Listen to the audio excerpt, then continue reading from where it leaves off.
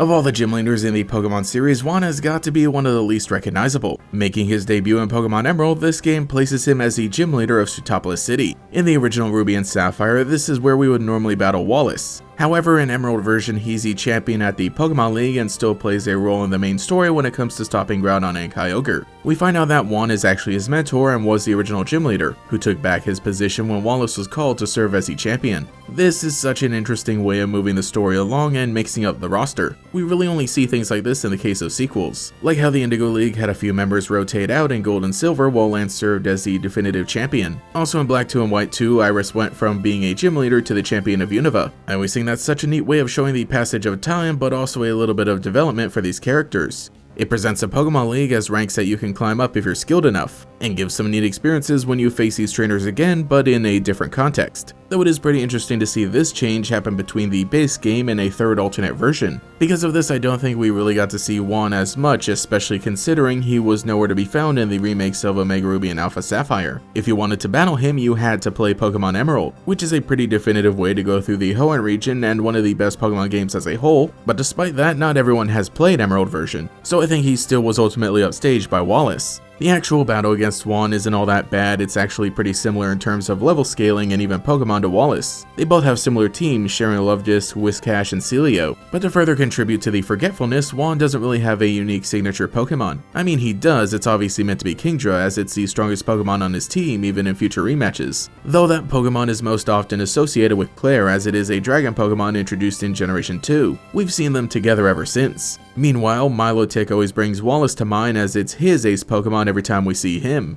I totally get why Kingdra was chosen as Juan's strongest Pokemon, it's not like it doesn't fit him, but he does also have a Crawdaunt like right there, it's begging for the spotlight. So yeah, I think this is a good battle overall, no real complaints because it feels a lot like how it should. And I like that Emerald has rematches because his later teams allow him to stand out from Wallace even more. Juan did later appear in Black 2 and White 2 at the Pokemon World Tournament with literally everybody else, but that was really the last we've seen of him in the video games. Like I said, he was absent from Omega Ruby and Alpha Sapphire, and in the almost 5 years we've had Pokemon Masters, he has yet to make his debut. Definitely one of my most wanted characters, for the sake of making sure he isn't forgotten. The funny thing is that the place he made the biggest splash was in the anime. By the time Ash and friends made their way to Sootopolis City, Pokemon Emerald had been released, so it was decided Juan would be the gym leader to challenge for the Rain Badge. Here they find him putting on a performance at the unveiling of an art piece, and look at that, he has a Milotic. Wallace hadn't yet appeared in the anime, so I guess he stole it as the signature Pokemon. But I like his personality, he's skilled, elegant, and it's a great way to show he's a true master of both Pokemon coordination and battles. He's refined and like really rich, he has a private boat, but he isn't stuck up or anything. He genuinely understands Pokemon after years of experience. Also in the dub, he's voiced by Goku.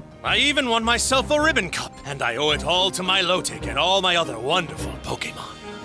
So many amazing memories. I really like how the gym battle progresses because it's actually broken into 2 rounds, the first being a double battle and the second being a traditional one-on-one, both with their own unique battlefields. Yet another great idea that shows how Juan just really knows the best ways to test his gym trainers and provides a bigger struggle for Ash to overcome. It makes a perfect conclusion to the gyms in the Advanced series before moving on to bigger opponents in the later episodes. He also appeared in the manga with a pretty similar backstory to the video games. The idea of him being Wallace's mentor and taking over the gym is basically his whole thing outside of the anime. After replaying Pokemon Emerald and watching these episodes, I've gained a bit more appreciation for Juan as a character. I really like the idea of an older, more experienced Pokemon trainer, but not somebody who's like really old. Someone who's learned a lot and was able to even pour into other characters that we meet, and so we see that they're strong because they learned from this person, but they were even able to surpass them. I think Juan is a good addition to build the lore and the character relations while trying something different for the new game, though I just wish we would have gotten to see more of him later on. I really feel like he could have been an interesting post-game battle in Omega Ruby and Alpha Sapphire, as well as a potential returning character in other ways. I mean, we did have contests in Diamond and Pearl, so that might have been a nice way to bring him in. But like actually, I really don't see why he wasn't added to Omega Ruby and Alpha Sapphire, which yes, it did adapt the original Ruby and Sapphire games, but it did make a lot of changes and recontextualize things as well as adding new characters or bringing in some other returning ones. It's a bit curious to see just how forgotten he is, mostly by Game Freak and the Pokemon Company as a whole. It seems like after he served his purpose in Emerald version and the anime, that was basically it. So here's to hopefully seeing him again someday. Like I said, I honestly think he has the best chance of popping up in Pokemon Masters. But for now, he'll always be there whenever you want to replay Pokemon Emerald. So let me know what you think about Juan and how you want to see him make a return in the future if you think he deserves it. Anyway, I should be off. It's never a good feeling to find out that your goat is washed.